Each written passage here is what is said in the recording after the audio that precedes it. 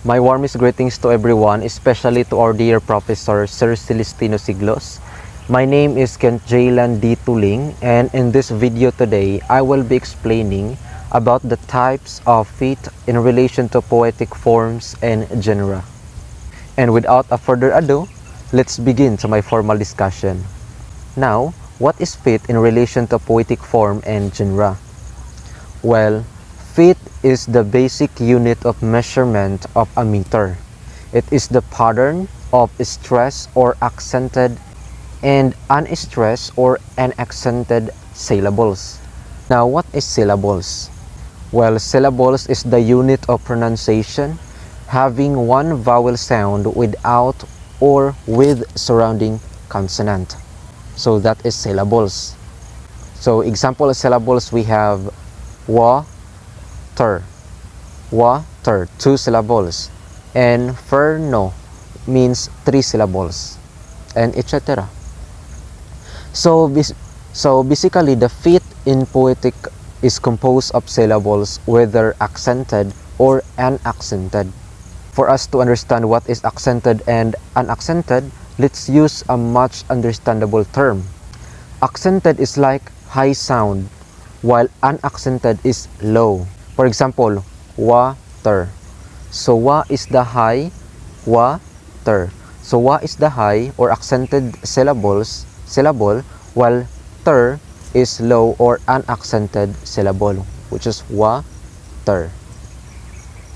Now let's proceed to what are those types of feet in relation to poetic forms and genera. Types of feet are the following. So let's just use the adjective term. So we have iambic, anapestic, trochaic, dactylic, spondic, and lastly the pyrrhic. So now let's define and discuss it one by one so that we can differentiate it at the end of this video. So first, iamb or iambic foot. Iambic is one unstressed or low syllable followed by stressed or high syllable. For example, words example for this foot is delight, belong, relief. So the sound is like the dumb or low high. So line example in poems of iambic foot is from our let's take an example from Romeo and Juliet by William Shakespeare. But sought what light through yonder window breaks. So the sound of the line is like low, high, low, high, low, high, or the dumb, the dumb, the dumb. So that's the iambic foot. One unaccented syllable followed by accented syllable. So now let's proceed to number 2, which is the trochee or trochaic foot. One stressed syllable followed by unstressed syllable. So this is the opposite of iambic, since iambic is unstressed followed by stress, while trochaic is stress followed by unstressed. So basically the sound is like dum, da, high stress sound, and then the low unstressed sound. Word example are lover, looking. We have also numbers. So line example in a poem from The Tiger by William Blake. It says, tiger, tiger, burning bright in the forest of the night. So, or the pattern is high, low, high, low, high, low. Tiger, tiger, burning bright in the forest of the night. So the pattern is high sound, low sound, high sound, low sound, or stressed syllables followed by unstressed syllables. Now let's proceed to the number 3, which is the anapest or anapestic foot.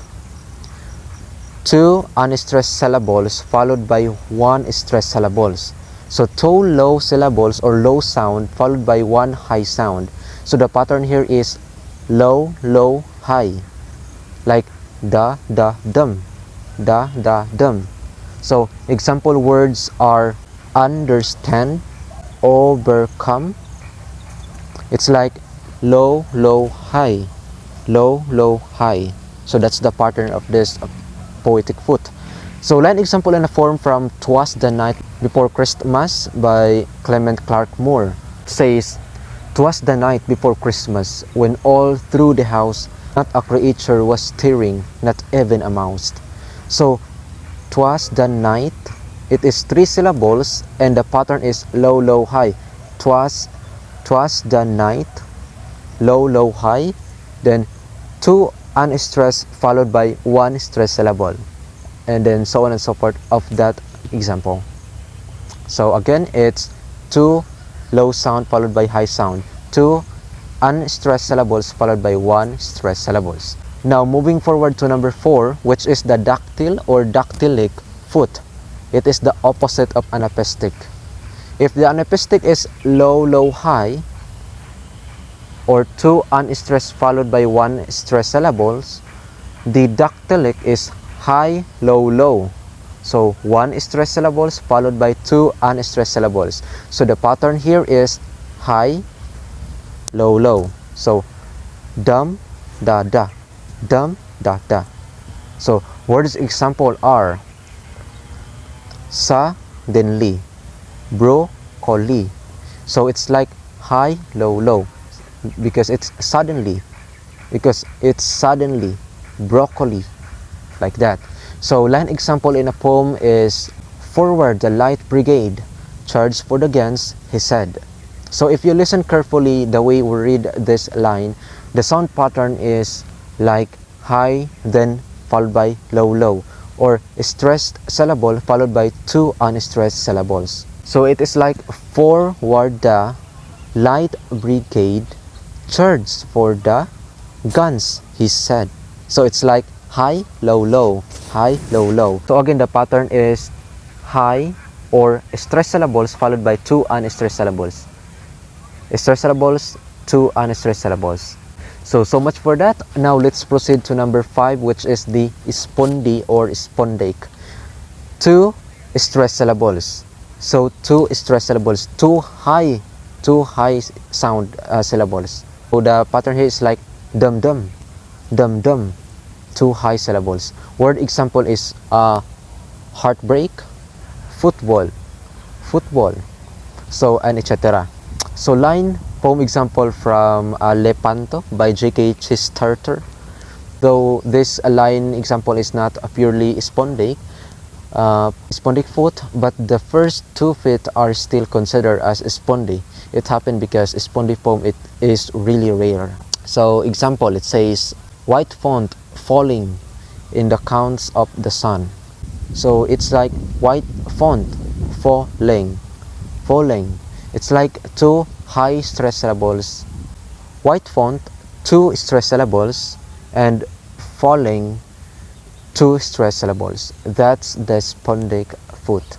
Now moving forward to the last type, which is the pyrrhic foot, which is opposite to spondy since it is 2 unstressed syllables.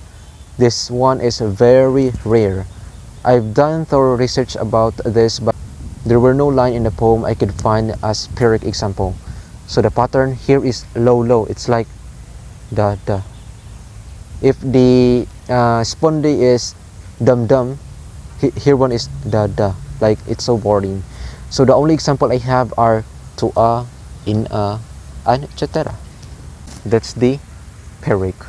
Poem that has this kind of pattern maybe sound boring because the pattern is always unstressed or low syllable, low sound syllable.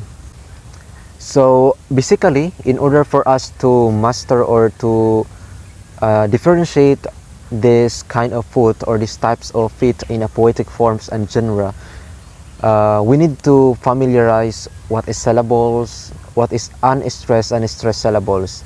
So if we were able to master ourselves about the difference between these 2 syllables or these 2 kind of syllables, the unstressed and stressed, we can easily determine which of the line is iambic, trochaic, anapestic, dactylic, spondy, and the last one we have pyrrhic. So we need to master it, the sound or the unstressed and then the stressed syllables. So this is all for this video today. I hope you learned something about the types of feet in relation to poetic forms and genera. Thank you so much for watching my video, and once again, have a great day everyone and stay safe.